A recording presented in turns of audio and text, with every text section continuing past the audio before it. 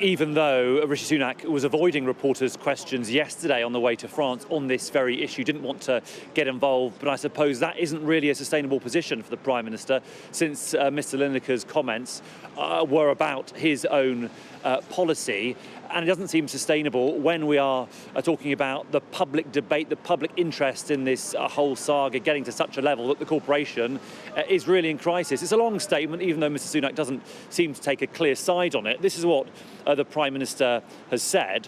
As PM, I have to do what I believe is right, respecting that not everyone will always agree. That is why I have been unequivocal in my approach to stopping the boats.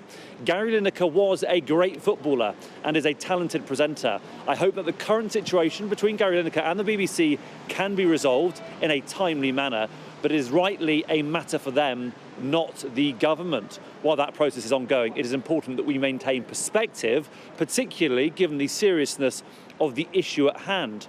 45,000 people crossed the Channel illegally last year, many of whom have been exploited or trafficked by criminal gangs, putting their lives in danger. We need, Rishi Sunak says, to break this cycle of misery once and for all. And the policy we set out this week, I believe, aims to do just that. It is not only the fair and a moral thing to do, it is also the compassionate thing to do. He ends by saying, there are no easy answers to solving this problem, but I believe leadership is about taking the tough decisions to fix problems.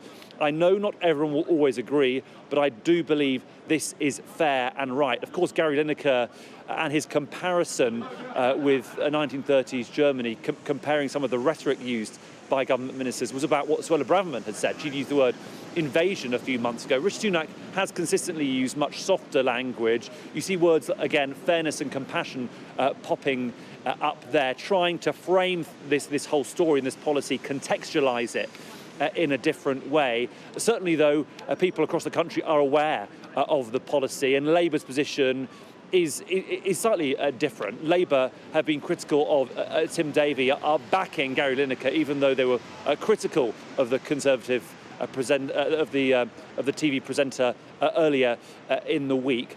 I think what this means for Tim Davie, though, is probably the key question at the moment. The Director General of the BBC, the boss of the BBC, put impartiality as his central mission.